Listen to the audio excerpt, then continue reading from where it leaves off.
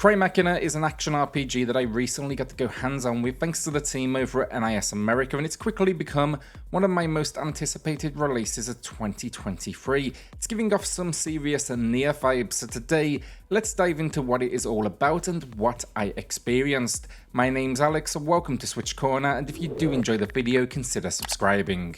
My initial experience with Crymachina then was with the PlayStation 5 build of the game. However, they just released the game on Switch in Japan and it features a demo on the eShop, so I'm going to be using that for a good majority of today's video. And if you do decide to check out that demo, do know this game, it appears, is dialogue intensive, so that may stunt your progress. NIS America also sent me some PS5 footage, which I will include towards the end of today's video, as it shows a few additional characters, some new moments, and also some English language story sequences. Crymachina comes from the same team as Crystar, an often overlooked action RPG that was better than, in my opinion, many gave it credit for, even if it was a little simplistic. That said, this may share similarities in the name, but it is considered a spiritual sequel, meaning no experience is required, and they've also stated there is no direct link. In the future, after mankind's extinction, a vast outer space structure called Eden is inhabited by self-evolving artificial life forms known as Deus Machina. Now, Eden, it serves as their base for conducting research and development for human restoration, and that is their singular goal. They see mankind as being gods. It also comprises 10 domains, and each is managed by a different Machina. Now, all is really going smoothly, that is, until the first Machina, Propator, goes missing, and this disappearance opens a rift between the domains and sets war in motion. That's very much the opening few seconds of this experience. So now, as a response, a group of mechanical girls, they fight to become recognized as real humans and stop the potential destruction of everything they know. Very cool world overall. I'm loving the concept this far, and from the demo it's clear story is going to be a big focus. The gameplay then, it turned out to be much more in-depth than I initially anticipated, especially when compared to their previous release Crystar, which had this overly simplistic single-button combat control scheme. However, in Crymachina, they have expanded the combat mechanics significantly, offering a diverse team of characters with a combination of melee, ranged, and support attacks. In battles, we have access to a melee weapon for up-close encounters, as well as floating weapons that can be activated using the triggers, and these they're going to be for ranged attacks. Now, each team member also possesses some sort of unique ranged weapon. So far, I've utilized the bow and arrow as well as a railgun. Additionally then, we can call in team members for support, empowering us, delivering lethal blows, or simply providing healing. These actions are executed by tapping the D-pad to choose the desired action, and then you quickly press down to implement it. The game also allows us to switch between different weapons. We can hold down inputs for increased damage, and then my favorite, we can execute attacks tailored for specific scenarios, such as exploiting weakened or downed enemies. These ones, the weakened and downed enemies, the game presents clear on-screen prompts during these moments, making it easy to deliver these attacks, but they definitely come with all of the visual flash you would expect. However, it's also important to note here, as of now, we can't freely switch the characters in the world, though this of course may change with progress.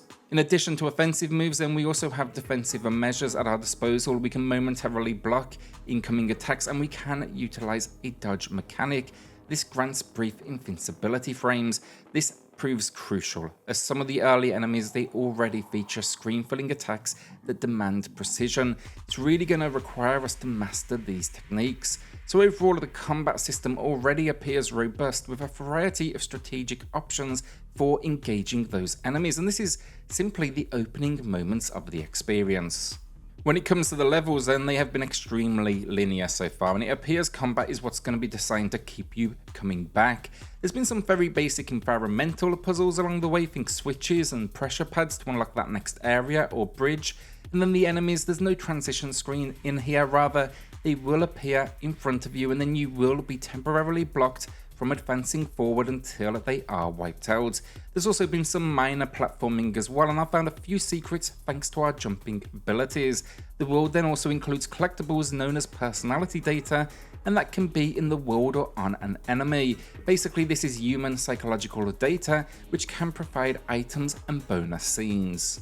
Outside of the combat and the core levels, then we do get a hub location. I've only been able to play this thanks to the Japanese demo, but do be aware it is essentially just a menu, so it's incredibly text heavy. So my ability to break it all down for you here, it is restricted. That said though, I am seeing the expected options from an RPG, the ability to level up characters, we can manipulate weapons, there's a section where we have discussions with others on our side and that appears to push the missions forward, and then there's a ton of data surrounding characters and items that we have found. We also access missions as well from this location, and it appears it forces which character you use on you, but if you do go back to revisit a location which appears to be an option, it will allow you to play as another character, so maybe that's going to give us some extra information. Additionally, levels come accompanied by coordinates, and the game promises you can find new coordinates and enter them directly to uncover these new hidden side missions. Definitely a unique touch, adds a sense of mystery, so kind of makes you want to hunt down the secrets of this world. At this point in the game though, we can't explore this location. As I said, it is purely menu based, and I'm kind of hoping to see maybe some extra options here open up.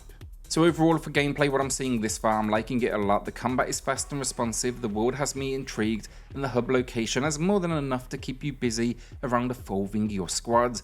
While I do hope that this location opens up a bit more, and I'd love to see some free exploration in a non-lethal location, I'm excited to see where this one goes, as it's definitely appearing extremely promising. Visually then, I'm going to start incorporating the PS5 footage into this video as well, and not only so you can see the difference, but I think seeing the English text gives you a bit more of an idea around what is occurring. Plus, there's just some great locations that I'm yet to discover myself. Now, just for full transparency, when PS5 footage is on screen, I will display the logo in the lower left of the screen. So with the visual downgrade, it is apparent there's some heavy pixelization with a noticeable blur around characters, especially during the cutscenes, and the locations, they have dropped a small amount of detail as well. Naturally then, it also comes at a cost with resolution, seeing a drop from the 4K PS5 build that users will find there to what I would guess is somewhere around 720p docked on the Nintendo Switch. Additionally, on the PS5, this is going to be 60 frames per second, while the Switch is targeting 30, and this is where I'm most impressed so far. I was questioning how would they get this to run on the Switch, but so far it seems the cuts have paid off, as it's held incredibly stable. A slight maybe fluctuation every so often, but it's really difficult to spot, and I rarely did honestly feel it. I still think the amount of detail that they've kept in as well, it looks good. The lead characters and enemies are complex. The animations then are a particular highlight as well. The combat looks absolutely fantastic. The world does actually suffer, in my opinion, down to the resolution. You know, it's not an overly detailed design, but that soft resolution kind of takes away from the almost futuristic, sterile vibe the game is presenting. In handheld, however, I will say the compromises are a little more problematic. I found the blur really does make it tough on a small screen to really decipher what is occurring at points, and it also impacts some of the text as well, with some small kind of bits of text and notes built into the system's UI.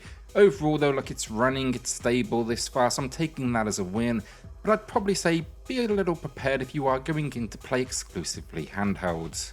Audio then, and just a quick mention, as again, it's a smaller sample of this game. The music's been fine, but nothing stand out this far, honestly. The sound effects I do like, they represent an alien-like world, but still with a dash of humanity. And then the voice acting, it appears the entire game will have full Japanese voiceovers. I've seen no reports of an English voiceover team, but it still adds a huge amount of character. Crymachina could be the surprise hit of 2023, and I'm quietly hoping that is the case. What I've seen this far, I am really enjoying, but it's also easy to see where this game could hit a few road bumps. You know, having a hub location that is essentially a menu could prove too dull between action sequences, and then those levels, they could prove repetitive if they remain as linear as they have been this far. That said though, the combat then is a winner, the story has me intrigued, and it seems we've got a solid port on our hands, or at least this far, so I'm definitely optimistic. It's just the fast-paced action that I love, and now I've kind of made that personal connection between this and almost a NieR vibe. I've basically just sold myself on picking up the game. So what do you all think then? Let me know in the comments. With that, hit subscribe, join us here for reviews, deals, and news and lists daily, and I'll see you all on the next video. Thanks everyone.